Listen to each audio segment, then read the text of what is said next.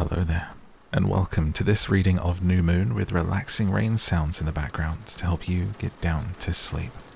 This is my weekly podcast. Thank you so much for joining me. Please do hit like and subscribe to get even more free readings. And if you want to hear all of this book right now, then join me on Patreon at patreon.com/downtosleep. You can find my Instagram, the podcast's Instagram, and every other link you need below the video. But since this part is quite late in the series, I'm going to guess you've already heard this blurb a few times, and you know where it is if you want it. So, for now, let's tuck you in. Take a nice deep breath for me. And let's get down to sleep. Because things are about to get good. In New Moon. A bright yellow Porsche screamed to a stop a few feet in front of where I paced. The word turbo scrawled in silver cursive across its back.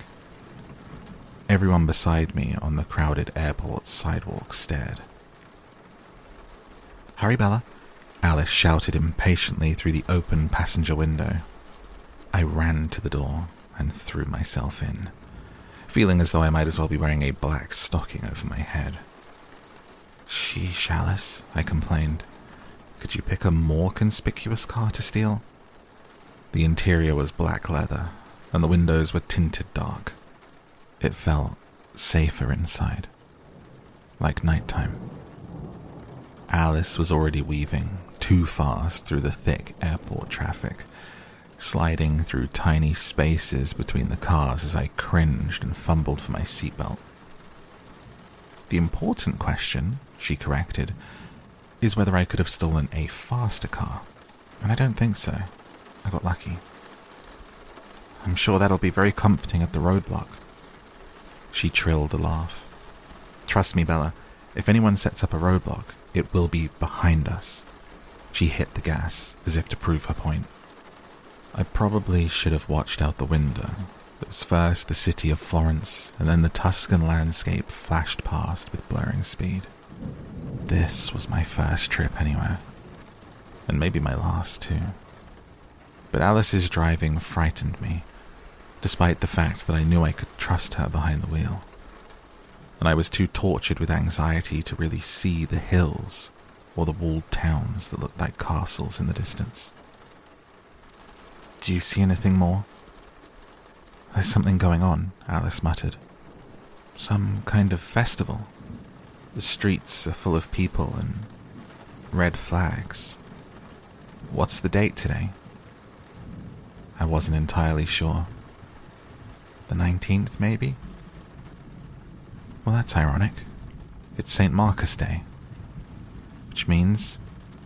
She chuckled darkly. The city holds a celebration every year. As the legend goes, a Christian missionary, a Father Marcus of the Volturi in fact, drove all the vampires from Volterra 1500 years ago. The story claims he was martyred in Romania, still trying to drive away the vampire scourge. Of course, that's nonsense. He's never left the city. But that's where some of the superstitions about things like crosses and garlic come from. Father Marcus used them so successfully, and vampires don't trouble Volterra, so they must work. Her smile was sardonic. It's become more of a celebration of the city, recognition for the police force. After all, Volterra is an amazingly safe city. The police get the credit. I was realizing what she meant when she had said, ironic. They're not going to be very happy if Edward messes things up for them on St. Marcus's Day, are they? She shook her head, her expression grim. No. They'll act very quickly. I looked away, fighting against my teeth as they tried to break through the skin of my lower lip. Bleeding was not the best idea right now. The sun was terrifyingly high in the pale blue sky. "He's still planning on noon?" I checked. "Yes, he's decided to wait, and they're waiting for him." "Tell me what I have to do."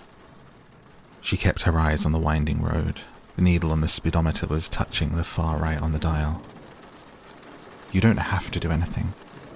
He just has to see you before he moves into the light. And he has to see you before he sees me. How are we going to work that? A small red car seemed to be racing backward as Alice zoomed around it. I'm going to get you as close as possible, and then you're going to run in the direction I point you. I nodded. Try not to trip. We don't have time for a concussion today. I groaned. That would be just like me. Ruin everything. Destroy the world in a moment of klutziness. The sun continued to climb in the sky, while Alice raced against it. It was too bright, and that had me panicking. Maybe he wouldn't feel the need to wait for noon after all. There, Alice said abruptly, pointing to the castle city atop the closest hill. I stared at it, feeling the very first hint of a new kind of fear. Every minute since yesterday morning seemed like a week ago. When Alice had spoken his name at the foot of the stairs, there had been only one fear. And yet, now as I stared at the ancient sienna walls and towers crowning the peak of the steep hill, I felt another, more selfish kind of dread thrill through me. I supposed the city was very beautiful. It absolutely terrified me. Volterra, Alice announced in a flat, icy tone. We began the steep climb, and the road grew congested. As we wound higher, the cars became too close together for Alice to weave insanely between them anymore. We slowed to a crawl behind a little tan Peugeot.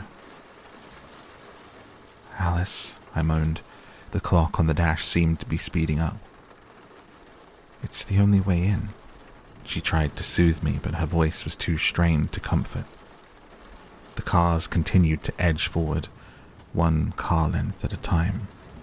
The sun beamed down brilliantly, seeming already overhead. The cars crept one by one toward the city. As we got closer, I could see cars parked by the side of the road, with people getting out to walk the rest of the way. At first, I thought it was just impatience, something I could easily understand. But then we came around a switchback, and I could see the filled parking lot outside the city wall. The crowds of people walking through the gates. No one was being allowed to drive through. Alice, I whispered urgently.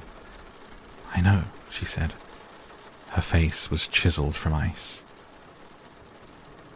Now that I was looking, and we were crawling slowly enough to see, I could tell that it was very windy. The people crowding toward the gate gripped their hats and tugged their hair out of their faces. Their clothes billowed around them. I also noticed that the color red was everywhere. Red shirts, red hats, red flags dripping like long ribbons beside the gate, whipping in the wind. As I watched, the brilliant crimson scarf one woman had tied around her hair was caught in a sudden gust. It twisted up into the air above her, writhing like it was alive. She reached for it, jumping in the air, but it continued to flutter higher. A patch of bloody color against the dull ancient walls. Bella, Alice spoke quickly in a fierce, low voice. I can't see what the guard here will decide now. If this doesn't work, you're going to have to go in alone. You're going to have to run. Just keep asking for the Palazzo dei Priori and running in the direction they tell you. Don't get lost. Palazzo dei Priori. Palazzo dei Priori. I repeated the name over and over again, trying to get it down. Or the clock tower, if they speak English. I'll go around and try to find a secluded spot somewhere behind the city where I can get over the wall. I nodded. Palazzo dei Priori. Edward will be under the clock tower, to the north of the square. There's a narrow alleyway on the right, and he'll be in the shadow there. You have to get his attention before he can move into the sun." I nodded, furiously. Alice was near the front of the line. A man in a navy blue uniform was directing the flow of traffic, turning the cars away from the full lot. They U-turned and headed back to find a place beside the road. Then it was Alice's turn. The uniformed man motioned lazily, not paying attention. Alice accelerated, edging around him and heading for the gate. He shouted something at us but held his ground, waving frantically to keep the next car from following our bad example. The man at the gate wore a matching uniform. As we approached him, the throngs of tourists passed, crowding the sidewalks, staring curiously at the pushy, flashy Porsche. The guard stepped into the middle of the street. Alice angled the car carefully before she came to a full stop. The sun beat against my window, and she was in shadow. She swiftly reached behind the seat and grabbed something from her bag. The guard came around the car with an irritated expression and tapped on her window angrily. She rolled the window down halfway, and I watched him do a double take when he saw the face behind the dark glass. "I'm sorry. Only tour buses allowed in the city today, miss," he said in English with a heavy accent. He was apologetic now, as if he wished he had better news for the strikingly beautiful woman. "It's a private tour," Alice said, flashing an alluring smile. She reached her hand out of the window into the sunlight. I froze until I realized she was wearing an elbow-length tan glove. She took his hand, still raised from tapping her window, and pulled it into the car. She put something into his palm and folded his fingers around it. His face was dazed as he retrieved his hand and stared at the thick roll of money he now held. The outside bill was a $1,000 bill. "Is this a joke?" he mumbled. Alice's smile was blinding. "Only if you think it's funny." He looked at her, his eyes staring wide. I glanced nervously at the clock on the dash. If Edward stuck to his plan, we only had 5 minutes left. "I'm in a wee bit of a hurry," she hinted, still smiling. The guard blinked twice, and then shoved the money inside his vest. He took a step away from the window and waved us on. None of the passing people seemed to notice the quiet exchange. Alice drove into the city, and we both sighed in relief. The street was very narrow, cobbled with the same colour stones as the faded cinnamon-brown buildings that darkened the street with their shade. It had the feel of an alleyway. Red flags decorated the walls, spaced only a few yards apart, flapping in the wind that whistled through the narrow lane. It was crowded, and the foot traffic slowed our progress. "Just a little farther," Alice encouraged me. I was gripping the door handle, ready to throw myself into the street as soon as she spoke the word. She drove in quick spurts and sudden stops, and the people in the crowd shook their fists at us and said angry words that I was glad I couldn't understand. She turned onto a little path that couldn't have been meant for cars. Shocked people had to squeeze into doorways as we scraped by. We found another street at the end. The buildings were taller here. They leaned together overhead so that no sunlight touched the pavement. The thrashing red flags on either side nearly met. The crowd was thicker here than anywhere else. Alice stopped the car.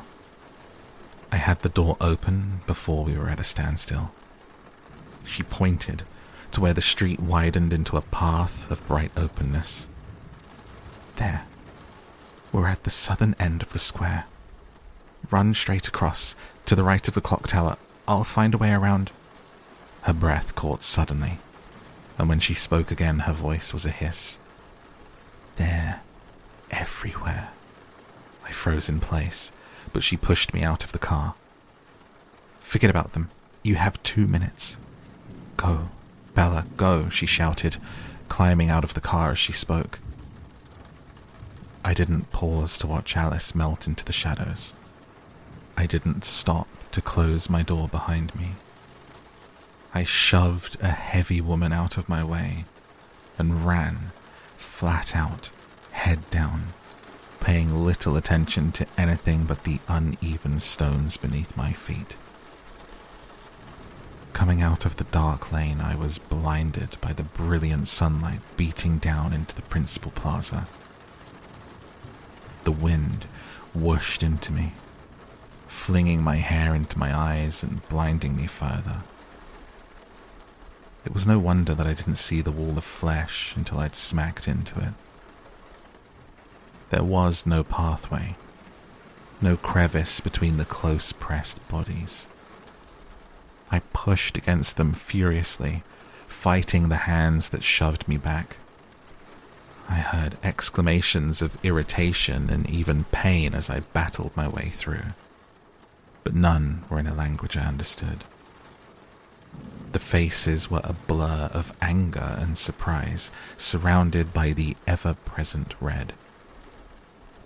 A blonde woman scowled at me, and the red scarf coiled around her neck looked like a gruesome wound. A child lifted on a man's shoulders to see over the crowd, grinned down at me, his lips distended over a set of plastic vampire fangs. The throng jostled around me, spinning me the wrong direction. I was glad the clock was so visible, or I'd never keep my course straight. But both hands on the clock pointed up, toward the pitiless sun, and though I shoved viciously against the crowd, I knew I was too late. I wasn't halfway across. I wasn't going to make it. I was stupid and slow and human, and we were all going to die because of it. I hoped Alice would get out. I hoped that she would see me from some dark shadow and know that I had failed, so she could go home to Jasper. I listened, above the angry exclamations, trying to hear the sound of discovery, the gasp, maybe the scream as Edward came into someone's view. But there was a break in the crowd. I could see a bubble of space ahead. I pushed urgently toward it, not realizing till I bruised my shins against the bricks that there was a wide square fountain set into the center of the plaza. I was nearly crying with relief as I flung my leg over the edge and ran through the knee-deep water. It sprayed all around me as I thrashed my way across the pool. Even in the sun, the wind was glacial, and the wet made the cold actually painful. But the fountain was very wide. It let me cross the center of the square and then some in mere seconds. I didn't pause when I hit the far edge. I used the low wall as a springboard, throwing myself into the crowd. They moved more readily for me now, avoiding the icy water that splattered from my dripping clothes as I ran. I glanced up at the clock again. A deep, booming chime echoed through the square. It throbbed in the stones under my feet. Children cried, covering their ears, and I started screaming as I ran. "Edward," I screamed, knowing it was useless. The crowd was too loud. My voice was breathless with exertion, but I couldn't stop screaming. The clock tolled again. I ran past a child in his mother's arms, His hair was almost white in the dazzling sunlight. A circle of tall men, all wearing red blazers, called out warnings as I barreled through them. The clock tolled again. On the other side of the men in blazers, there was a break in the throng. Space between the sightseers who milled aimlessly around me. My eyes searched the dark, narrow passage to the right of the wide square edifice under the tower. I couldn't see the street level. There were still too many people in the way. The clock tolled again. It was hard to see now. Without the crowd to break the wind, it whipped at my face and burned my eyes. I couldn't be sure if that was the reason behind my tears, or if I was crying in defeat as the clock tolled again. A little family of 4 stood nearest to the alley's mouth. The 2 girls wore crimson dresses with matching ribbons, tying their dark hair back. The father wasn't tall. It seemed like I could see something bright in the shadows, just over his shoulder. I hurtled toward them, trying to see past the stinging tears. The clock tolled, and the littlest girl clamped her hands over her ears. The older girl, just waist high on her mother, hugged her mother's leg and stared into the shadows behind them. As I watched, she tugged on her mother's elbow and pointed toward the darkness. The clock tolled, and I was so close now. I was close enough to hear her high-pitched voice. Her father stared at me in surprise as I bore down on them, rasping out Edward's name over and over again. The older girl giggled and said something to her mother, gesturing toward the shadows again impatiently. I swerved around the father. He clutched the baby out of my way and sprinted for the gloomy breach behind them as the clock tolled over my head. Edward, no, I screamed, but my voice was lost in the roar of the chime. I could see him now, and I could see that he could not see me. It was really him. No hallucination this time. And I realized that my delusions were more flawed than I'd realized. They had never done him justice. Edward stood, motionless as a statue, just a few feet from the mouth of the alley. His eyes were closed, the rings underneath them deep purple. His arms relaxed at his side, his palms turned forward. His expression was very peaceful, like he was dreaming pleasant things. The marble skin of his chest was bare. There was a small pile of white fabric at his feet. The light reflecting from the pavement of the square gleamed dimly from his skin. I had never seen anything more beautiful. Even as I ran, gasping and screaming, I could appreciate that. And the last 7 months meant nothing, and his words in the forest meant nothing. And it did not matter if he did not want me. I would never want anything but him, no matter how long I lived. The clock tolled, and he took a large stride toward the light. No, I screamed. Edward, look at me. He wasn't listening. He smiled very slightly. He raised his foot to take the step that would put him directly in the path of the sun. I slammed into him so hard that the force would have hurled me to the ground if his arms hadn't caught me and held me up. It knocked my breath out of me and snapped my head back. His dark eyes opened slowly as the clock tolled again. He looked down at me with quiet surprise. "Amazing," he said, his exquisite voice full of wonder, slightly amused. "Carlyle was right." "Edward?" I tried to gasp, but my voice had no sound. "You've got to get back into the shadows. You have to move." He seemed bemused. His hand brushed softly against my cheek. He didn't appear to notice that I was trying to force him back. I could have been pushing against the alley walls for all the progress I was making. The clock tolled, but he didn't react.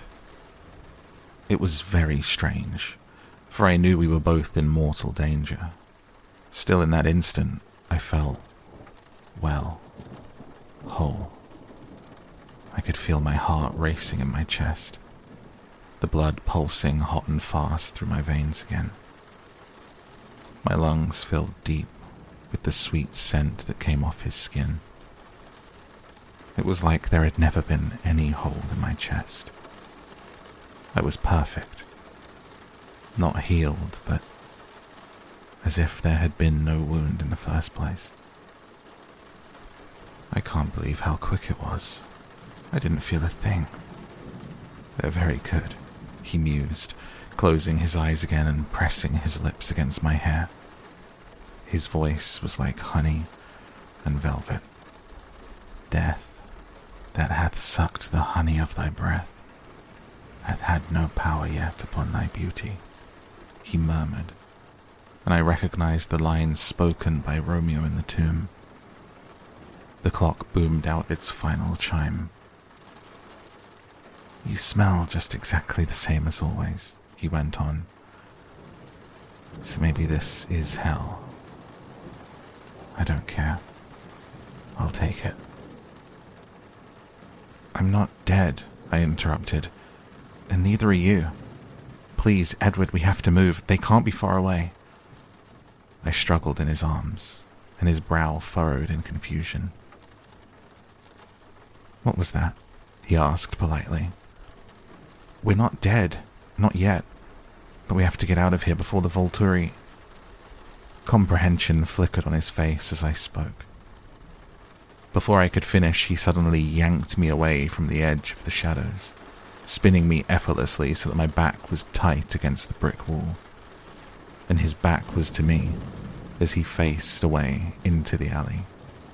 His arms were spread wide, protectively in front of me. I peeked under his arm to see two dark shapes detach themselves from the gloom. "Greetings, gentlemen." Edward's voice was calm and pleasant on the surface. "I don't think I'll be requiring your services today. I would appreciate it very much, however, if you would send my thanks to your masters."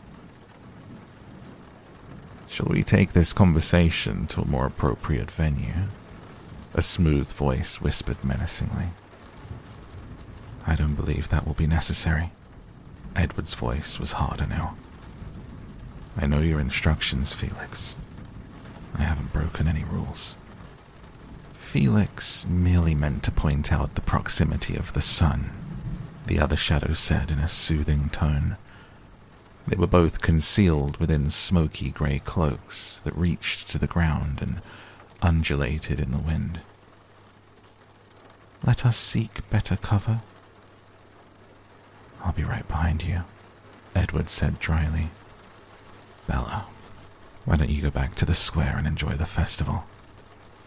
"No, bring the girl," the first shadow said, somehow injecting a leer into his whisper. "I don't think so." The pretense of civility disappeared. Edward's voice was flat and icy. His weight shifted infinitesimally, and I could see that he was preparing to fight. "No," I mouthed the word. "Shh," he murmured, only for me. "Felix," the second, more reasonable shadow cautioned. "Not here." He turned to Edward. "Ara would simply like to speak with you again, if you have decided not to force our hand after all." Certainly, Edward agreed. But the girl goes free. I'm afraid that's not possible, the polite shadow said regretfully. We do have rules to obey. Then I'm afraid that I'll be unable to accept Aro's invitation, Dimitri. That's just fine, Felix purred. My eyes were adjusting to the deep shade, and I could see that Felix was very big, tall, and thick through the shoulders. His size reminded me of Emmett. Aro will be disappointed, Dimitri sighed. I'm sure he'll survive the letdown, Edward replied. Felix and Dimitri stole closer toward the mouth of the alley, spreading out slightly so they could come at Edward from two sides. They meant to force him deeper into the alley to avoid a scene. No reflected light found access to their skin. They were safe inside their cloaks. Edward didn't move an inch. He was dooming himself by protecting me. Abruptly, Edward's head whipped around toward the darkness of the winding alley, and Dimitri and Felix did the same, in response to some sound or movement too subtle for my senses. Let's behave ourselves, shall we? A lilting voice suggested. There are ladies present. Alice tripped lightly to Edward's side, her stance casual. There was no hint of any underlying tension. She looked so tiny, so fragile. Her little arms swung like a child's. Yet Dimitri and Felix both straightened up, their cloaks swirling slightly as a gust of wind funneled through the alley. Felix's face soured. Apparently they didn't like even numbers. We're not alone, she reminded them. Dimitri glanced over his shoulder. A few yards into the square, the little family, with the girls in their red dresses, was watching us. The mother was speaking urgently to her husband, her eyes on the five of us. She looked away when Dimitri met her gaze.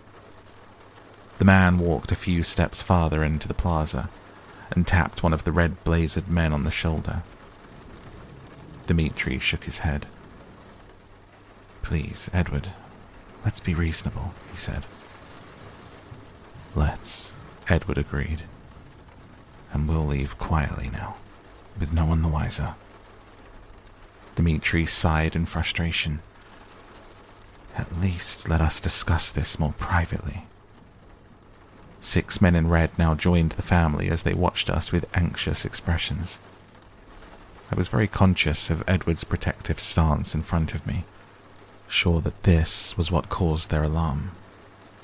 I wanted to scream to them to run. Edward's teeth came together audibly. No. Felix smiled. Enough. The voice was high, reedy, and it came from behind us. I peeked under Edward's other arm to see a small, dark shape coming toward us. By the way the edges billowed, I knew it would be another one of them. Who else? At first, I thought it was a young boy. The newcomer was as tiny as Alice, with lank, pale brown hair trimmed short. The body under the cloak, which was darker, almost black, was slim and androgynous. But the face was too pretty for a boy. The wide-eyed, full-lipped face would make a Botticelli angel look like a gargoyle, even allowing for the dull crimson irises. Her size was so insignificant that the reaction to her appearance confused me. Felix and Dimitri relaxed immediately, stepping back from their offensive positions to blend again with the shadows of the overhanging walls. Edward dropped his arms and relaxed his position as well, but in defeat. Jane, he sighed in recognition and resignation. Alice folded her arms across her chest, her expression impassive. Follow me, Jane spoke again, her childish voice a monotone. She turned her back on us and drifted silently into the dark. Felix gestured for us to go first, smirking. Alice walked after the little Jane at once. Edward wrapped his arm around my waist and pulled me along beside her. The alley angled slightly downward as it narrowed. I looked up at him with frantic questions in my eyes, but he just shook his head. Though I couldn't hear the others behind us, I was sure they were there. "Well, Alice," Edward said conversationally as we walked, "I suppose I shouldn't be surprised to see you here." "It was my mistake," Alice answered in the same tone. "It was my job to set it right." "What happened?" His voice was polite, as if he were barely interested. I imagined this was due to the listening ears behind us. "It's a long story." Alice's eyes flickered toward me in a way. "In summary, she did jump off a cliff, but she wasn't trying to kill herself. Bella's all about the extreme sports these days." I flushed and turned my eyes straight ahead, looking after the dark shadow that I could no longer see. I could imagine what he was hearing in Alice's thoughts now. Near drownings, stalking vampires, werewolf friends. Edward said curtly, and the casual tone of his voice was gone. There was a loose curve to the alley, still slanting downward, so I didn't see the squared-off dead end coming until we reached the flat, windowless brick face.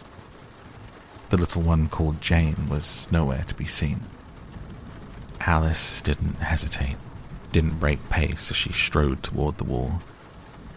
Then, with easy grace, she slid down an open hole in the street.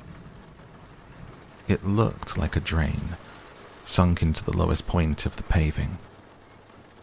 I hadn't noticed it until Alice disappeared, but the grate was halfway pushed aside. The hole was small and black. I balked. "It's all right, Bella," Edward said in a low voice. "Alice will catch you." I eyed the hole doubtfully. I imagine he would have gone first if Dimitri and Felix hadn't been waiting, smug and silent behind us. I crouched down, swinging my legs into the narrow gap. "Alice?" I whispered, voice trembling. "I'm right here, Bella," she reassured me. Her voice came from too far below to make me feel better.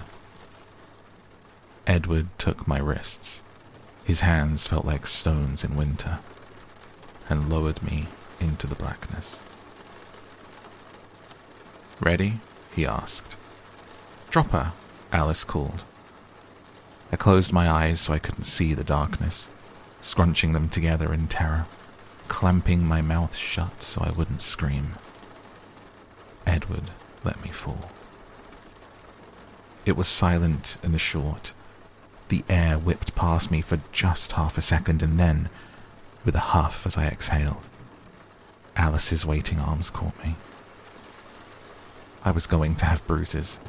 Her arms were very hard. She stood me upright. It was dim, but not black at the bottom. The light from the hole above provided a faint glow, reflecting wetly from the stones under my feet. The light vanished for a second, and then Edward was a faint, white radiance beside me. He put his arm around me, holding me close to his side, and began to tow me swiftly forward. I wrapped both arms around his cold waist, and tripped and stumbled my way across the uneven stone surface. The sound of the heavy grate sliding over the drain hole behind us rang with metallic finality. The dim light from the street was quickly lost in the gloom. The sound of my staggering footsteps echoed through the black space. It sounded very wide, but I couldn't be sure. There were no sounds, other than my frantic heartbeat and my feet on the wet stones, except for once, when an impatient sigh whispered from behind me. Edward held me tightly. He reached his free hand across his body to hold my face, his smooth thumb tracing across my lips. Now and then I felt his face press into my hair. I realized that this was the only reunion we would get, and I clutched myself closer to him. For now, it felt like he wanted me, and that was enough to offset the horror of the subterranean tunnel and the prowling vampires behind us. It was probably no more than guilt, the same guilt that compelled him to come here to die when he'd believed that it was his fault that I'd killed myself. But I felt his lips press silently against my forehead, and I didn't care what the motivation was. At least I could be with him again before I died. That was better than a long life. I wished I could ask him exactly what was going to happen now. I wanted desperately to know how we were going to die, as if that would somehow make it better, knowing in advance. But I couldn't speak, even in a whisper, surrounded as we were. The others could hear everything, my every breath, my every heartbeat. The path beneath our feet continued to slant downward, taking us deeper into the ground, and it made me claustrophobic.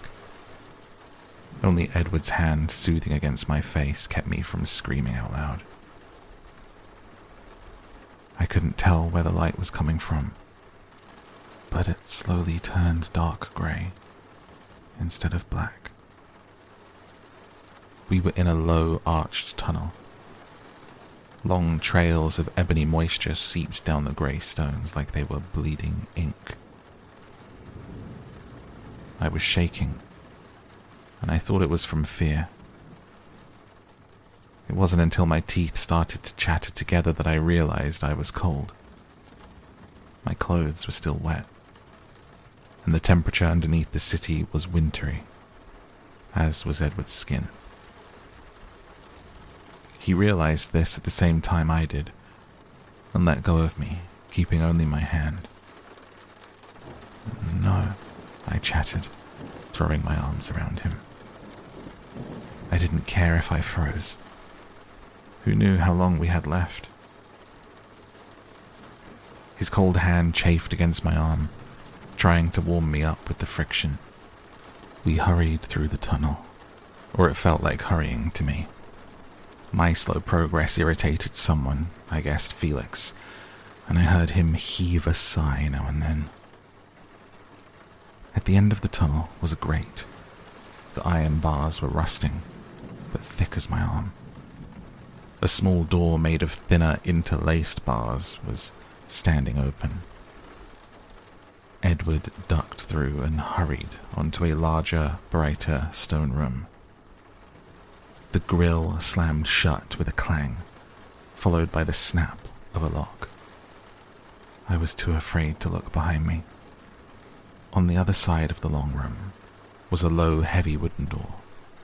It was very thick, as I could tell because it too stood open. We stepped through the door, and I glanced around me in surprise, relaxing automatically. Beside me, Edward tensed, his jaw clenched tight. We were in a brightly lit, unremarkable hallway. The walls were off-white, the floor carpeted in industrial grey.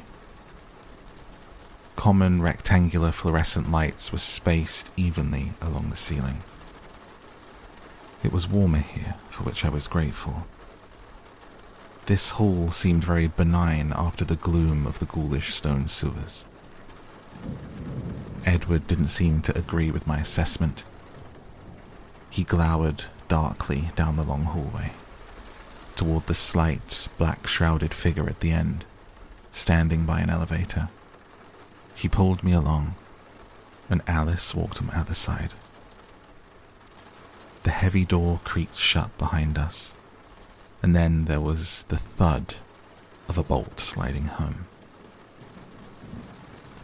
Jane waited by the elevator, one hand holding the doors open for us.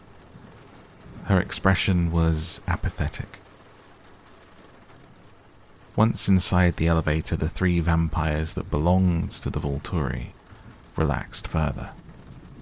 They threw back their cloaks, letting the hoods fall back on their shoulders.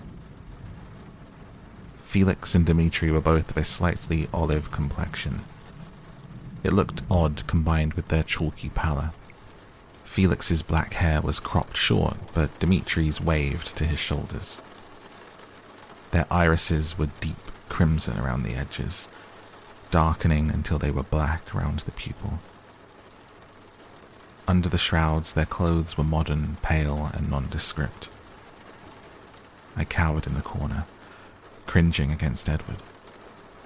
His hand still rubbed against my arm. He never took his eyes off Jane.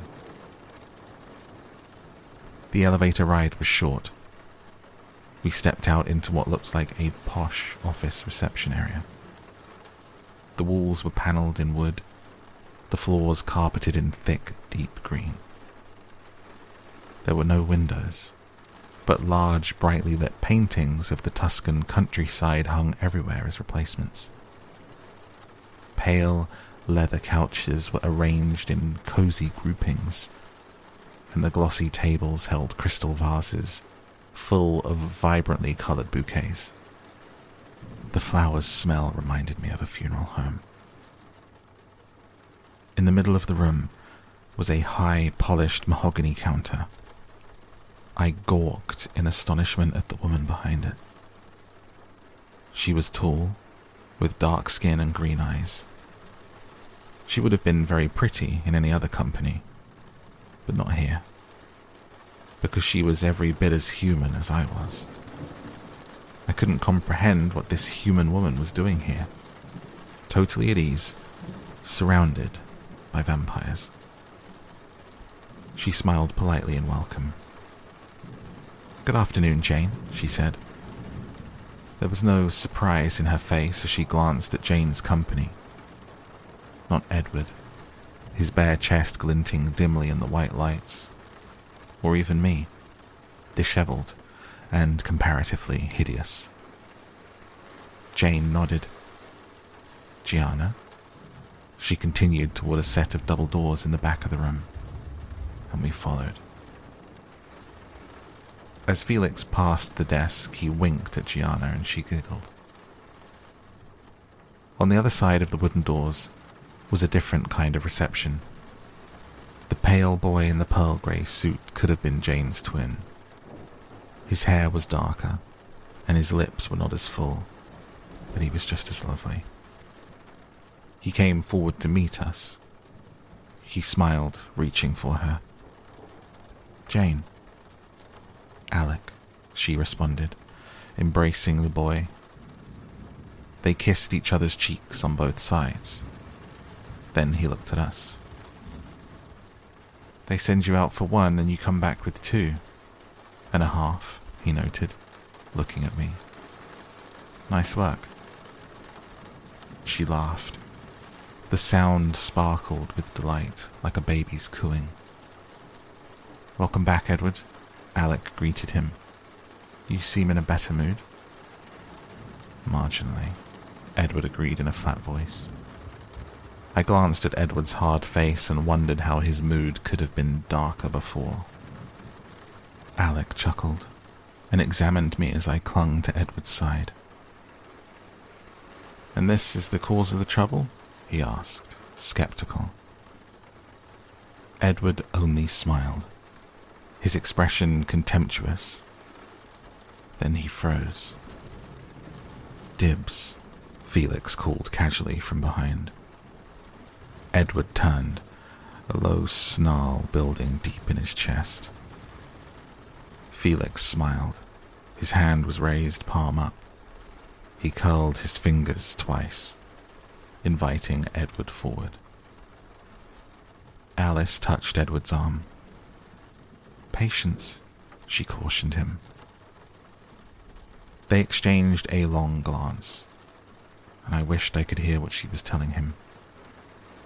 I figured that it was something to do with not attacking Felix, because Edward took a deep breath and turned back to Alec. "Ara will be pleased to see you again," Alec said as if nothing had passed. "Let's not keep him waiting," Jane suggested. Edward nodded once. Alec and Jane, holding hands, led the way down yet another wide, ornate hall. Would there ever be an end?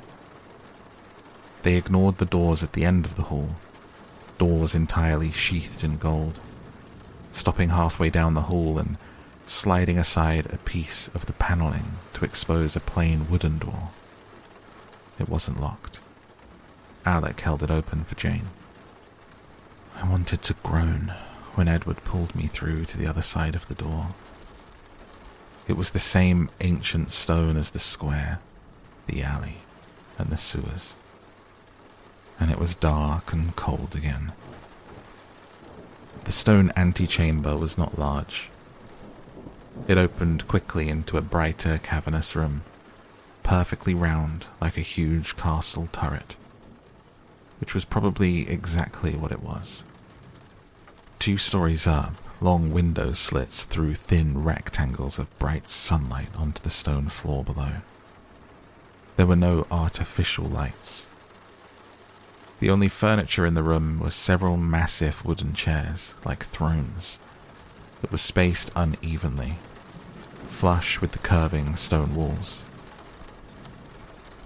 In the very center of the circle, in a slight depression, was another drain. I wondered if they used it like an exit, like the hole in the street. The room was not empty. A handful of people were convened in a seemingly relaxed conversation. The murmur of low, smooth voices was a gentle hum in the air. As I watched, a pair of pale women in summer dresses paused in a patch of light, and like prisms, their skin threw the light in rainbow sparkles against the sienna walls. The exquisite faces all turned toward our party as we entered the room. Most of the immortals were dressed in inconspicuous pants and shirts, things that wouldn't stick out at all on the streets below. But the man who spoke first wore one of the long robes. It was pitch black and brushed against the floor. For a moment I thought his long jet black hair was the hood of the cloak. "Jane, dear, you've returned," he cried in evident delight. His voice was just a soft sighing. He drifted forward and the movement flowed with such surreal grace that I gawked, my mouth hanging open. Even Alice, whose every motion looked like dancing, could not compare. I was only more astonished as he floated closer and I could see his face. It was not like the unnaturally attractive faces that surrounded him, for he did not approach us alone. The entire group converged around him, some following, some walking ahead of him with the alert manner of bodyguards. I couldn't decide if his face was beautiful or not. I suppose the features were perfect, but he was as different from the vampires beside him as they were from me. His skin was translucently white, like onion skin, and it looked just as delicate. It stood in shocking contrast to the long black hair that framed his face. I felt a strange, horrifying urge to touch his cheek, to see if it was softer than Edward's or Alice's, or if it was powdery, like chalk. His eyes were red, the same as the others around him, but the color was clouded, milky. I wondered if his vision was affected by the haze, He glided to Jane, took her face in his papery hands, kissed her lightly on her full lips, and then floated back a step. "Yes, master," Jane smiled. The expression made her look like an angelic child. "I brought him back alive, just as you wished." "Ah, Jane," he smiled too. "You are such a comfort to me." He turned his misty eyes toward us, and the smile brightened, became ecstatic.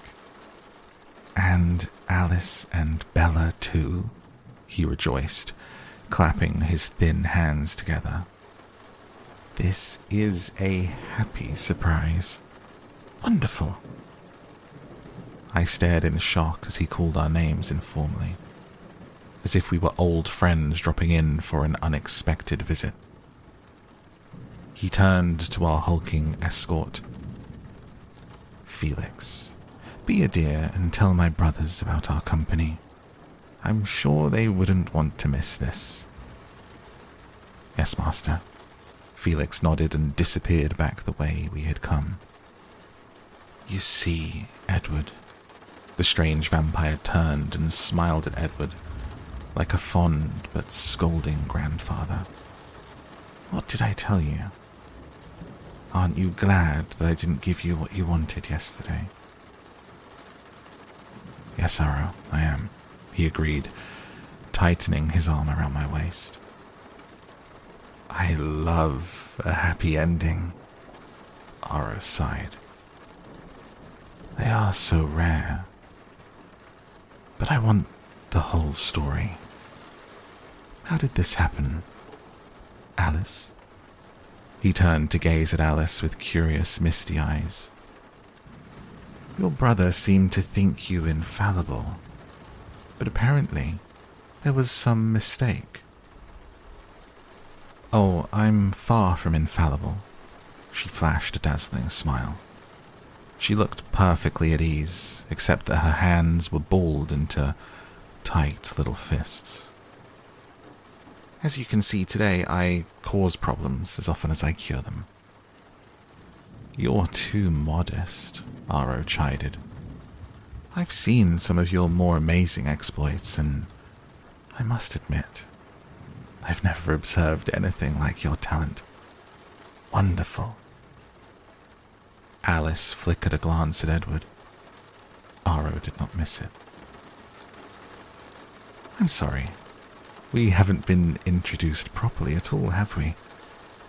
It's just that I feel like I know you already, and I tend to get ahead of myself. Your brother introduced us yesterday in a peculiar way. You see, I share some of your brother's talent. Only I am limited in a way that he is not." Aro shook his head. His tone was envious, and also exponentially more powerful, Edward added dryly. He looked at Alice as he swiftly explained. "Aro needs physical contact to hear your thoughts, but he hears much more than I do. You know I can only hear what's passing through your head in the moment. Aro hears every thought your mind has ever had."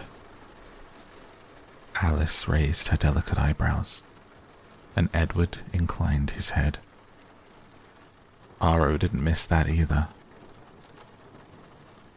"But to be able to hear from a distance," Aro sighed, gesturing toward the two of them and the exchange that had just taken place. "That would be so convenient." Aro looked over our shoulders. All the other heads turned in the same direction, including Jane, Alec, and Dimitri, who stood silently beside us. I was the slowest to turn. Felix was back, and behind him floated two more black-robed men. Both looked very much like Aro. One even had the same flowing black hair. The other had a shock of snow-white hair, the same shade as his face that brushed against his shoulders. Their faces had identical paper-thin skin. The trio from Carlyle's painting was complete, unchanged by the last 300 years since it was painted. "Marcus, Caius, look," Aro crooned. "Bella is alive after all, and Alice is here with her. Isn't that wonderful?" Neither of the other two looked as if wonderful would be their first choice of words. The dark-haired man seemed utterly bored, like he'd seen too many millennia of Aro's enthusiasm. The other's face was sour under the snowy hair. Their lack of interest did not curb Aro's enjoyment. "Let us have the story," Aro almost sang in his feathery voice. The white-haired ancient vampire drifted away, gliding toward one of the wooden thrones. The other paused beside Aro, and he reached his hand out. At first I thought to take Aro's hand, but he just touched Aro's palm briefly, and then dropped his hand to the side. Aro raised one black brow. I wondered how his papery skin did not crumple in the effort. Edward snorted very quietly, and Alice looked at him, curious. "Thank you, Marcus," Aro said. "That's quite interesting." I realized a second late that Marcus was letting Aro know his thoughts. Marcus didn't look interested. He glided away from Aro to join the one who must be Caius, seated against the wall. Two of the attending vampires followed silently behind him. Bodyguards, like I'd thought before. I could see that the two women in sundresses had gone to stand beside Caius in the same manner. The idea of any vampire needing a guard was faintly ridiculous to me, but maybe the ancient ones were as frail as their skins suggested. Aro was shaking his head. "Amazing," he said. "Absolutely amazing." Alice's expression was frustrated. Edward turned to her and explained again in a swift, low voice. "Marcus sees relationships. He's surprised by the intensity of ours." Aro smiled. "So convenient," he repeated to himself. Then he spoke to us. "It takes quite a bit to surprise Marcus, I can assure you." I looked at Marcus's dead face, and I believed it. "It's just so difficult to understand, even now," Aro mused, staring at Edward's arm wrapped around me. It was hard for me to follow Aro's chaotic train of thought. I struggled to keep up. "How can you stand so close to her like that?" "It's not without effort," Edward answered calmly.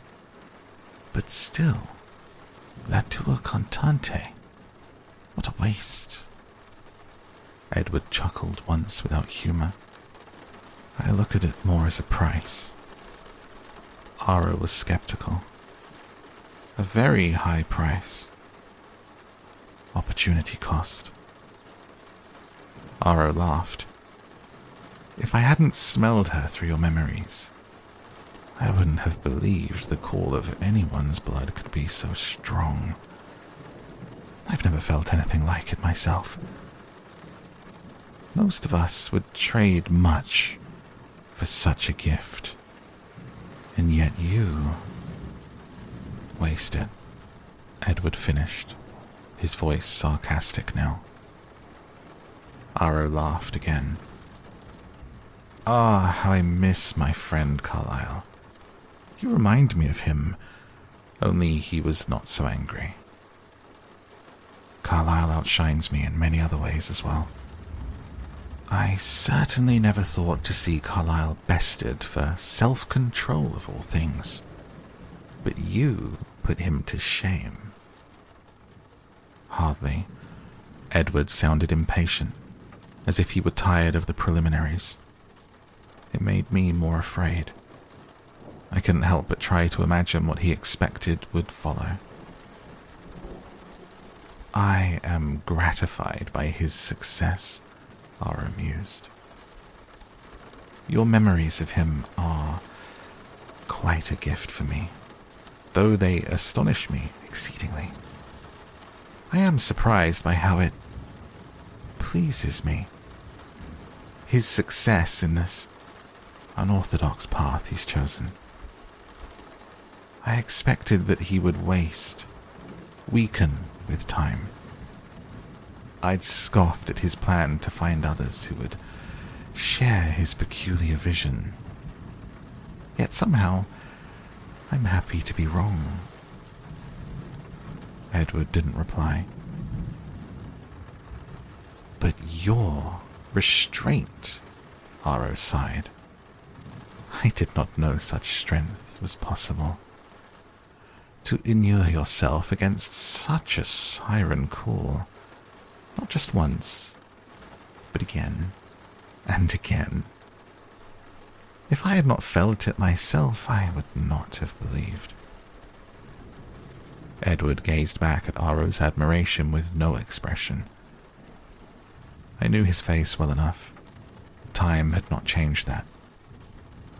To guess at something seething beneath the surface. I fought to keep my breathing even. Just remembering how she appeals to you, Aro chuckled.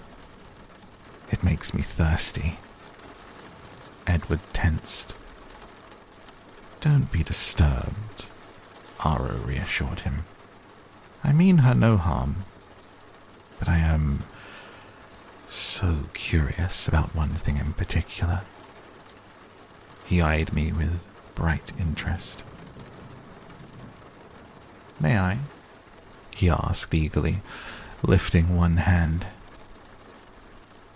Ask her, Edward suggested in a flat voice. Of course. How rude of me. Bella, he addressed me directly now.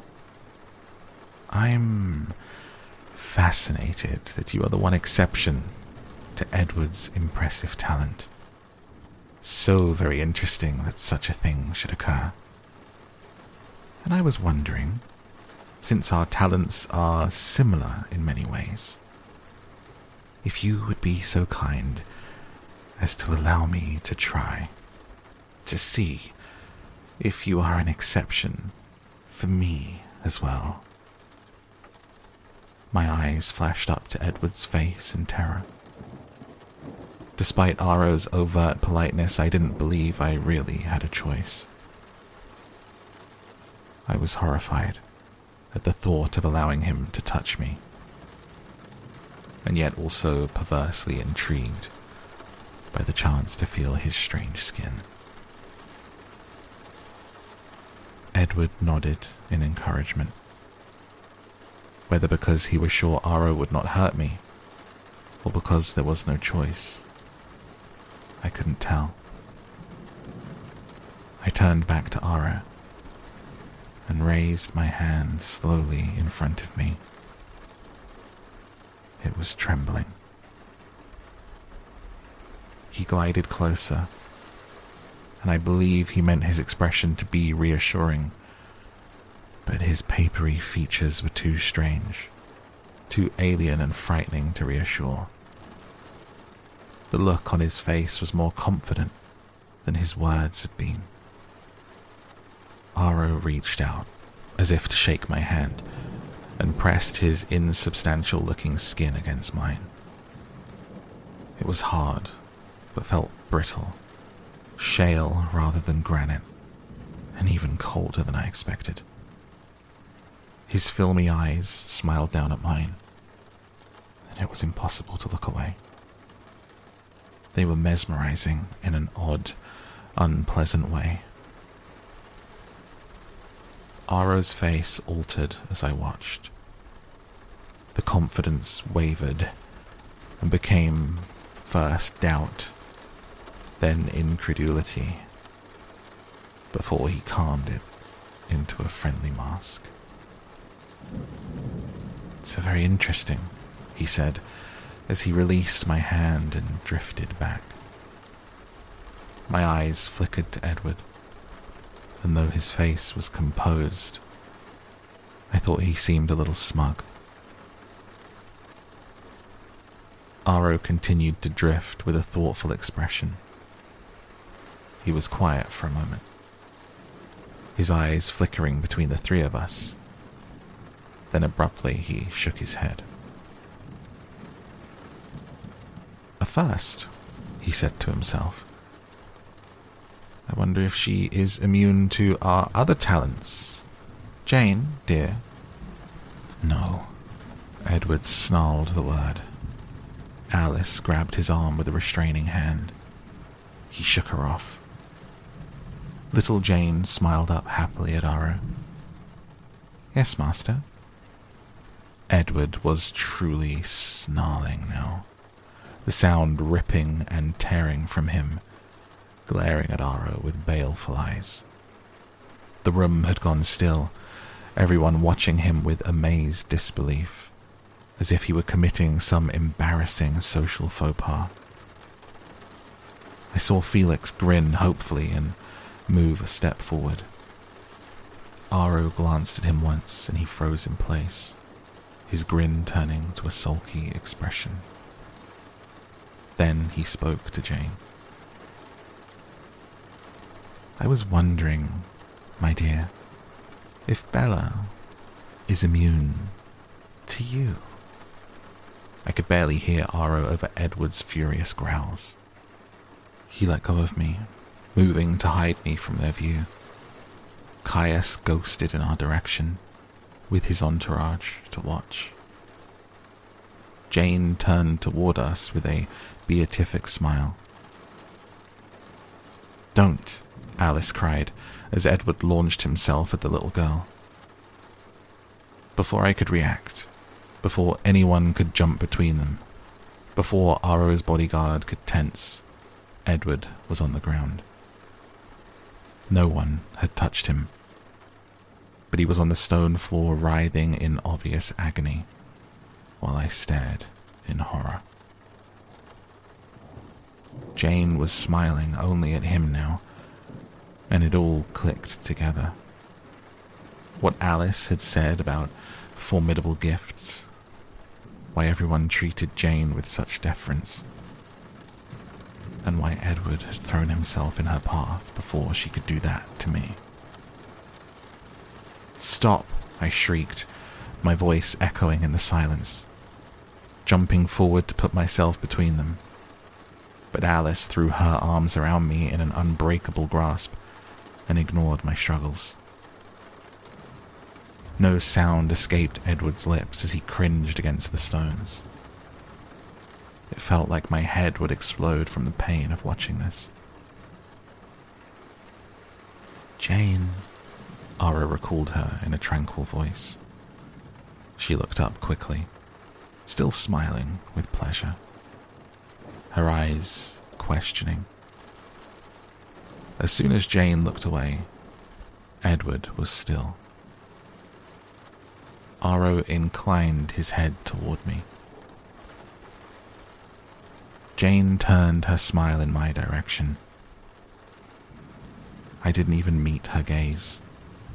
I watched Edward from the prison of Alice's arms, still struggling pointlessly. "He's fine," Alice whispered in a tight voice. As she spoke, he sat up, and then sprang lightly to his feet.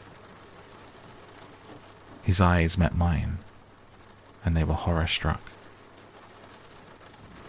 At first, I thought the horror was for what he had just suffered.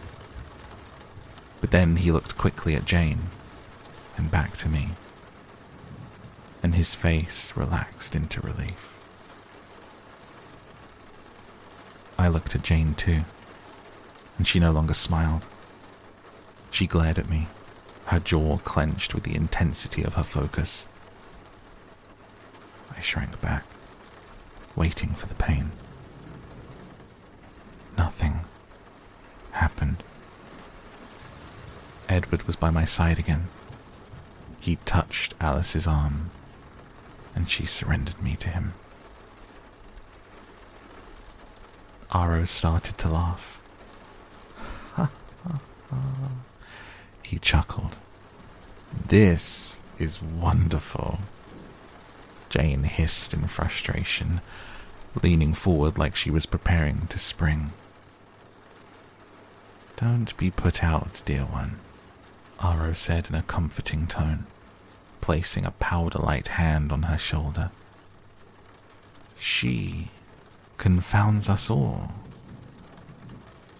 Jane's upper lip curled back over her teeth as she continued to glare at me. Aro chortled again. "You're very brave, Edward, to endure in silence. I asked Jane to do that to me once, just out of curiosity." He shook his head in admiration.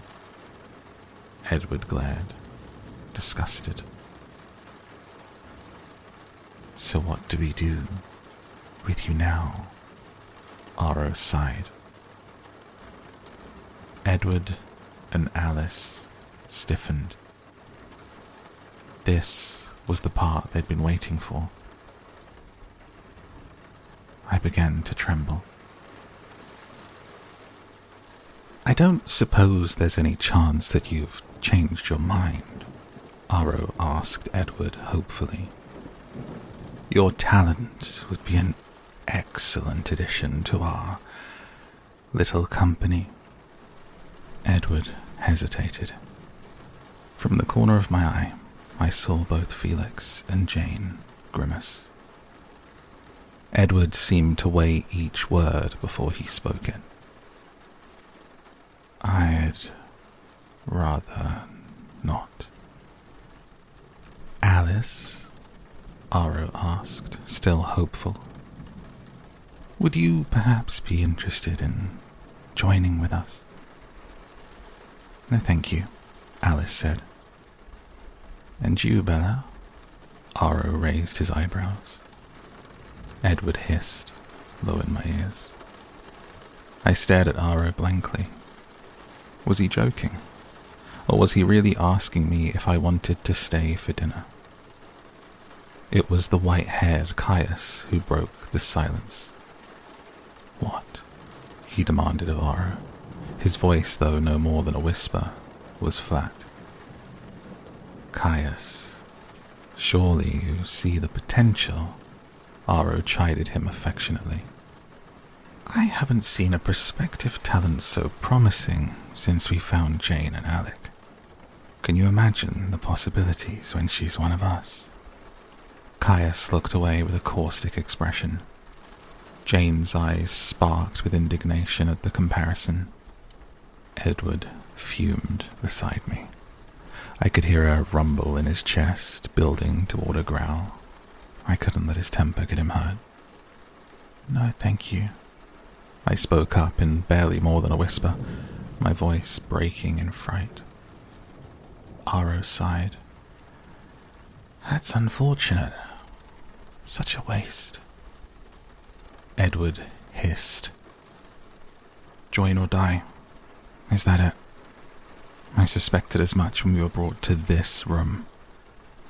So much for your laws." The tone of his voice surprised me. He sounded irate, but there was something deliberate about his delivery, as if he had chosen his words with great care.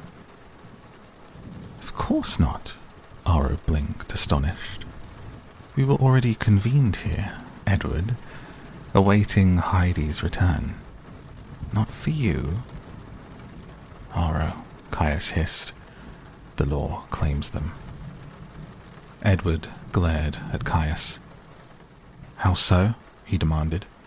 He must have known what Caius was thinking, but he seemed determined to make him speak it aloud. Caius pointed a skeletal finger at me. "She knows too much.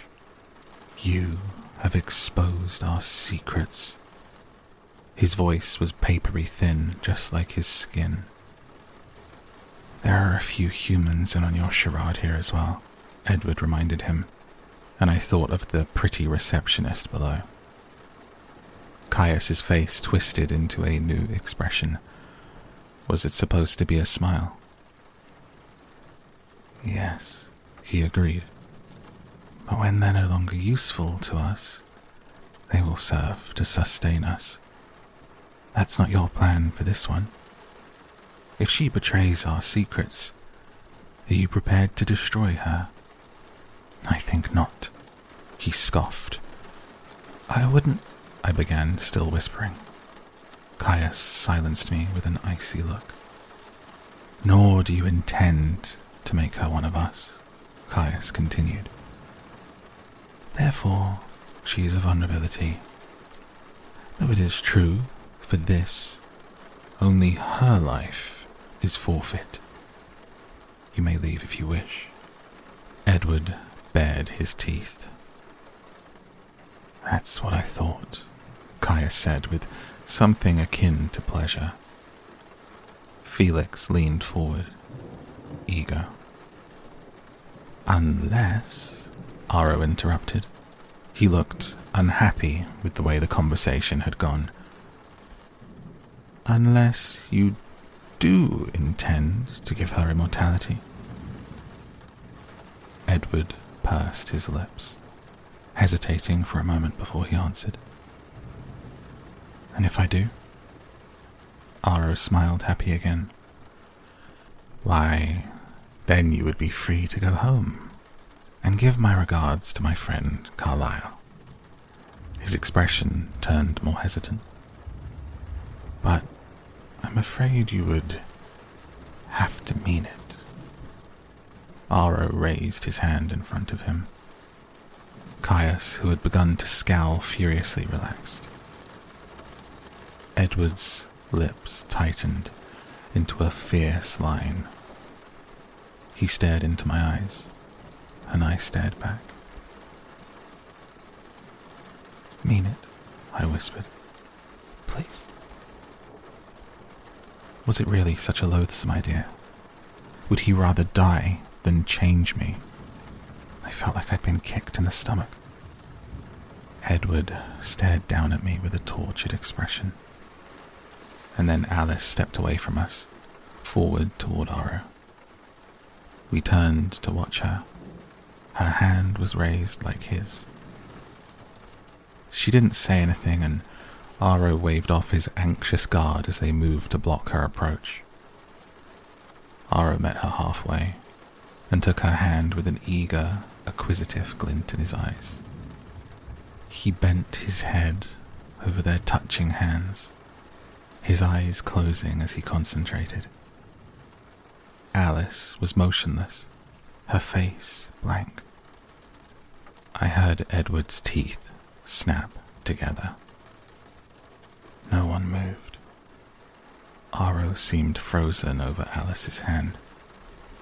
The seconds passed and I grew more and more stressed, wondering how much time would pass before it was too much time, before it meant something was wrong, more wrong than it already was. Another agonizing moment passed, and then Aro's voice broke the silence. He laughed, his head still bent forward. He looked up slowly, his eyes bright with excitement. That was fascinating. Alice smiled dryly. I'm glad you enjoyed it. To see the things you've seen, especially the ones that haven't happened yet. He shook his head in wonder. But that will, she reminded him, voice calm. Yes, it's quite determined. Certainly, there's no problem. Caius looked bitterly disappointed, a feeling he seemed to share with Felix and Jane.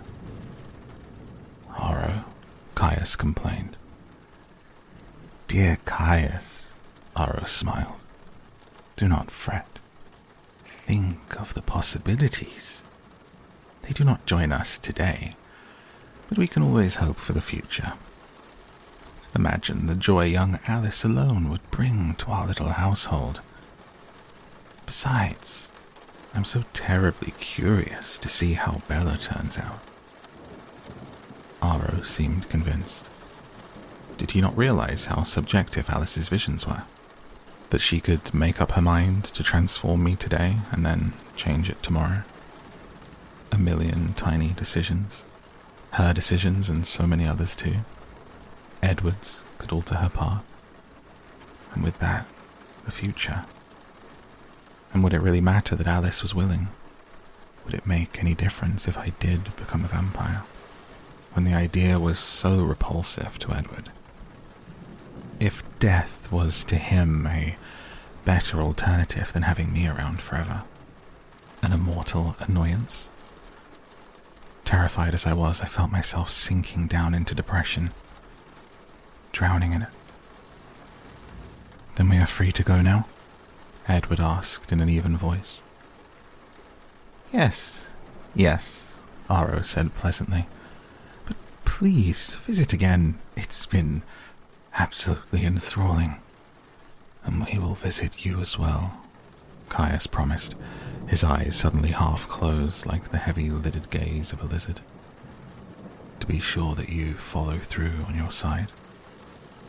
Were I you, I would not delay too long. We do not offer second chances. Edward's jaw clenched tight, but he nodded once. Caius smirked and drifted back to where Marcus still sat, unmoving and uninterested. Felix groaned. Ah, Felix, Aro smiled, amused. Heidi will be here at any moment. Patience. Edward's voice had a new edge to it. In that case, perhaps we'd better leave sooner rather than later. Yes, Aro agreed. That's a good idea. Accidents do happen. Please wait below until after dark, though, if you don't mind. Of course, Edward agreed, while I cringed at the thought of waiting out the day before we could escape. And here, Aro added, motioning to Felix with one finger. Felix came forward at once, and Aro unfastened the grey cloak the huge vampire wore, pulling it from his shoulders. He tossed it to Edward. Take this. You're a little conspicuous. Edward put the long cloak on, leaving the hood down. Aro sighed. Ah, it suits you. Edward chuckled, but broke off suddenly, glancing over his shoulder. Thank you, Aro. We'll wait below. Goodbye, young friends, Aro said, his eyes bright as he stared in the same direction. Let's go, Edward said, urgent now. Dimitri gestured that we should follow and then set off the way we'd come in, the only exit by the look of things. Edward pulled me swiftly along beside him. Alice was close by my other side, her face hard. Not fast enough, she muttered. I stared up at her, frightened, but she only seemed chagrined. It was then that I first heard the babble of voices, loud, rough voices, coming from the antechamber. Well, this is unusual, a man's coarse voice boomed. So medieval, an unpleasantly shrill female voice gushed back. A large crowd was coming through the little door, filling the smaller stone chamber. Dimitri motioned for us to make room. We pressed back against the cold wall to let them pass. The couple in front, Americans from the sound of them, glanced around themselves with appraising eyes. Welcome, guests. Welcome to Volterra, I could hear Aro sing from the big turret room. The rest of them, maybe 40 or more, filed in after the couple. Some studied the setting like tourists. A few even snapped pictures.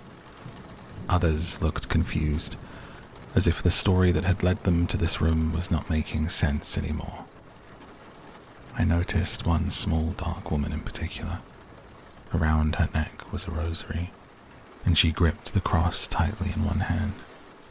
She walked more slowly than the others, touching someone now and then, asking a question in an unfamiliar language. No one seemed to understand her, and her voice grew more panicked. Edward pulled my face against his chest, but it was too late. I already understood. As soon as the smallest break appeared, Edward pushed me quickly toward the door. I could feel the horrified expression on my face and the tears beginning to pool in my eyes. The ornate golden hallway was quiet, empty, except for one gorgeous, statuesque woman. She stared at us curiously, me in particular. "Welcome home, Heidi," Dimitri greeted her from behind us.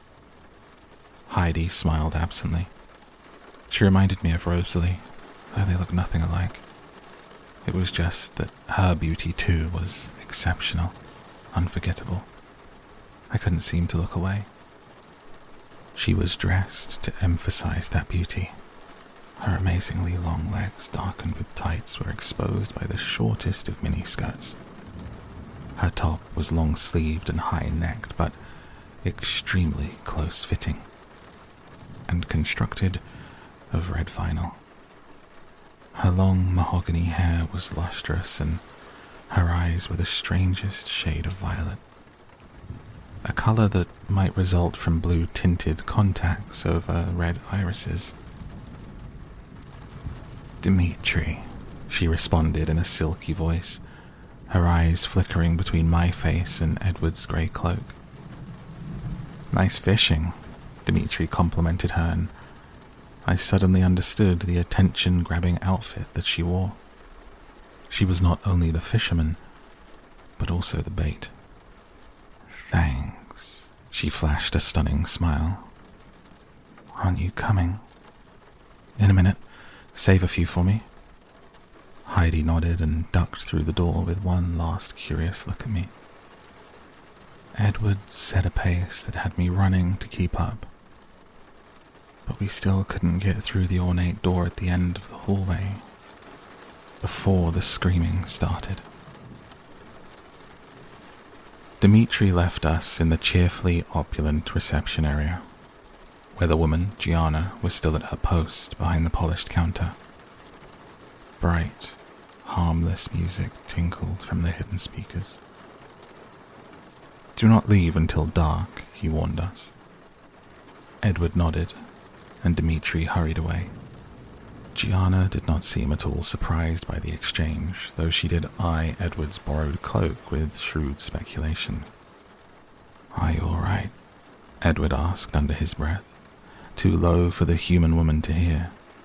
His voice was rough, if velvet can be rough, with anxiety. Still stressed by our situation, I imagined. "You'd better make her sit before she falls," Alice said. "She's going to pieces." It was only then that I realized I was shaking. Shaking hard. My entire frame vibrating until my teeth chattered and the room to me seemed to wobble and blur in my eyes. For one wild second I wondered if this was how Jacob felt just before exploding into a werewolf. I heard a sound that didn't make sense. A strange, ripping counterpart to the otherwise cheery background music. Distracted by the shaking, I couldn't tell where it was coming from. "Shh, Bella, shh," Edward said as he pulled me to the sofa farthest away from the curious human at the desk. "I think she's having hysterics. Maybe you should slap her," Alice suggested. Edward threw a frantic glance at her. Then I understood. Oh, the noise was me. The ripping sound was the sobs coming from my chest. That's what was shaking me. "It's all right," You're safe. It's all right," he chanted again and again. He pulled me onto his lap and tucked the thick wool cloak around me, protecting me from his cold skin. I knew it was stupid to react like this. Who knew how much time I had to look at his face? He was saved, and I was saved, and he could leave me as soon as we were free. To have my eyes so filled with tears that I could not see his features clearly was wasteful insanity. But behind my eyes, where the tears could not wash the image away, I could still see the panicked face of the tiny woman with the rosary. "All those people," I sobbed. "I know," he whispered. "It's so horrible." "Yes, it is. I wish you hadn't had to see that." I rested my head against his cold chest, using the thick cloak to wipe my eyes. I took a few deep breaths, trying to calm myself. "Is there anything I can get you?" a voice asked politely. It was Gianna, leaning over Edward's shoulder with a look that was both concerned and yet still professional and detached at the same time. It didn't seem to bother her that her face was inches from a hostile vampire. She was either totally oblivious or very good at her job. "No," Edward answered coldly. She nodded, smiled at me, and then disappeared. I waited until she was out of hearing range. "Does she know what's going on here?" I demanded, my voice low and hoarse.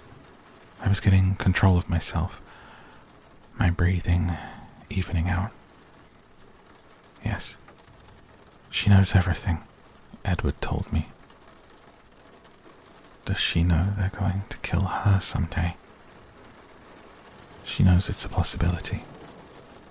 That surprised me. Edward's face was hard to read. "She's hoping they'll decide to keep her." I felt the blood leave my face.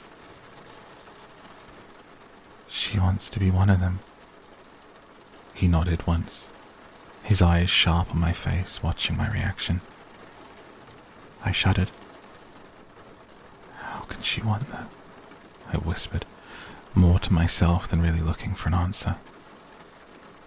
"How can she watch those people file through to that hideous room and want to be part of that?" Edward didn't answer, his expression twisted in response to something I'd said.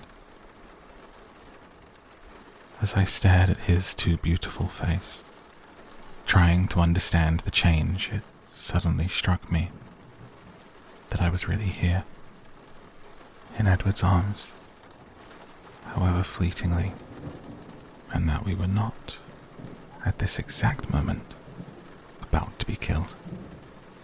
"Oh, Edward," I cried. I was sobbing again. It was such a stupid reaction. The tears were too thick for me to see his face again, and that was inexcusable. I only had until sunset for sure. Like a fairy tale again, with deadlines that ended the magic.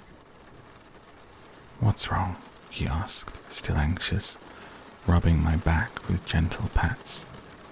I wrapped my arms around his neck. "Just push me away." I hugged myself closer to him. "Is it really sick for me to be happy right now?" I asked. My voice broke twice. He didn't push me away. He pulled me tight against his ice-hard chest. So tight, it was hard to breathe, even with my lungs securely intact. "I know exactly what you mean," he whispered. "But we have lots of reasons to be happy. For one, we're alive." "Yes," I agreed. "That's a good one." "And together," he breathed. His breath was so sweet it made my head swim. I just nodded, sure that he did not place the same weight on that consideration as I did. And with any luck, we'll still be alive tomorrow. Hopefully, I said uneasily. The outlook is quite good, Alice assured me. She'd been so quiet I'd almost forgotten her presence. I'll see Jasper in less than 24 hours, she added in a satisfied tone. Lucky Alice. She could trust her future.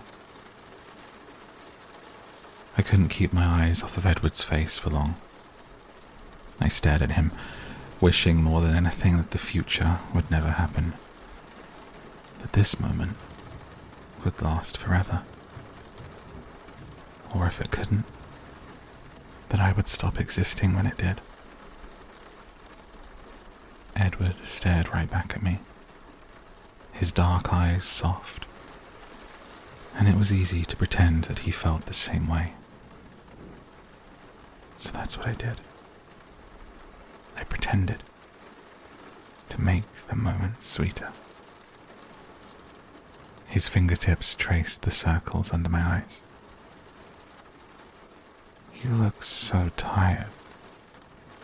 And you look thirsty, I whispered back, studying the purple bruises under his black irises. He shrugged. It's nothing. Are you sure? I could sit with Alice, I offered, unwilling. I'd rather he killed me now than move 1 inch from where I was. Don't be ridiculous, he sighed. His sweet breath caressed my face. I've never been in better control of that side of my nature than right now. I had a million questions for him. One of them bubbled to my lips now, but I held my tongue. I didn't want to ruin the moment. As imperfect as it was, here in this room that made me sick, under the eyes of the would-be monster. Here in his arms, it was so easy to fantasize that he wanted me. I didn't want to think about his motivations now, about whether he acted this way to keep me calm while we were still in danger, or if he just felt guilty for where we were and relieved that he wasn't responsible for my death. Maybe the time apart had been enough that I didn't bore him for the moment. But it didn't matter. I was so much happier pretending. I lay quiet in his arms, rememorizing his face, pretending. He stared at my face like he was doing the same, while he and Alice discussed how to get home. Their voices were so quick and low that I knew Gianna couldn't understand. I missed half of it myself. It sounded like more theft would be involved. I wondered idly if the yellow Porsche had made it back to its owner yet. What was all that talk about singers? Alice asked at one point. La tua cantante, Edward said. His voice made the words into music. Yes, that, Alice said, and I concentrated for a moment. I'd wondered about that too at the time. I felt Edward shrug around me. They have a name for someone who smells the way Bella does to me. They call her my singer, because her blood sings for me. Alice laughed. I was tired enough to sleep, but I fought against the weariness. I wasn't going to miss a second of the time I had with him. Now and then, as he talked with Alice, he would lean down suddenly and kiss me. His glass-smooth lips brushing against my hair, my forehead, the tip of my nose. Each time it was like an electric shock to my long, dormant heart. The sound of its beating seemed to fill the entire room. It was heaven, right smack in the middle of hell. I lost track of the time completely. So when Edward's arms tightened around me, and both he and Alice looked to the back of the room with wary eyes, I panicked. I cringed into Edward's chest as Alec, his eyes now a vivid ruby but still spotless in his light grey suit despite the afternoon meal, walked through the double doors. It was good news. "You're free to leave now," Alec told us, his tone so warm you'd think we were all lifelong friends.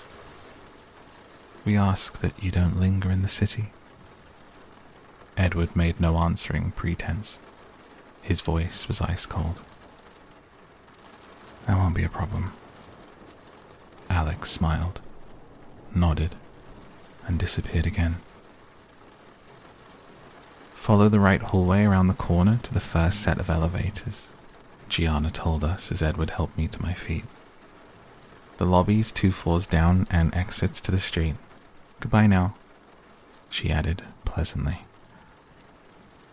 I wondered if her competence would be enough to save her. Alice shot her a dark look. I was relieved there was another way out. I wasn't sure if I could handle another tour through the underground. We left through a tastefully luxurious lobby. I was the only one that glanced back at the medieval castle that housed the elaborate business facade. I couldn't see the turret from here, for which I was grateful. The party was still in full swing in the streets. The street lamps were just coming on as we walked swiftly through the narrow cobbled lanes. The sky was a dull, fading grey overhead, but the buildings crowded the streets so closely that it felt darker. The party was darker too. Edward's long trailing cloak did not stand out in the way it might have on a normal evening in Volterra. There were others, in black satin cloaks now, and the plastic fangs I'd seen on the child in the square today seemed to be very popular with the adults. "Ridiculous," Edward muttered once. I didn't notice when Alice disappeared from beside me. I looked over to ask her a question and she was gone. "Where's Alice?" I whispered in a panic. "She went to retrieve your bags from where she stashed them in the morning." I'd forgotten that I had access to a toothbrush. It brightened my outlook considerably. "She's stealing a car too, isn't she?" I guessed. He grinned. "Not till we're outside." It seemed like a very long way to the entryway. Edward could see that I was spent. He wound his arm around my waist and supported most of my weight as we walked. I shuddered as he pulled me through the dark stone archway. The huge ancient portcullis above was like a cage door, threatening to drop on us, to lock us in. He led me toward a dark car, waiting in a pool of shadow to the right of the gate with the engine running. To my surprise, he slid into the back seat with me, instead of insisting on driving. Alice was apologetic. "I'm sorry," she gestured vaguely toward the dashboard. "There wasn't much to choose from." "It's fine, Alice," he grinned. "They can't all be 911 turbos." She sighed. "I may have to acquire one of those legally. It was fabulous." "I'll get you one for Christmas," Edward promised. Alice turned to beam at him, which worried me. She was already speeding down the dark and curvy hillside at the same time. "Yellow," she told him. Edward kept me tight in his arms. Inside the grey cloak, I was warm and comfortable, more than comfortable. "You can sleep now, Bella. It's over."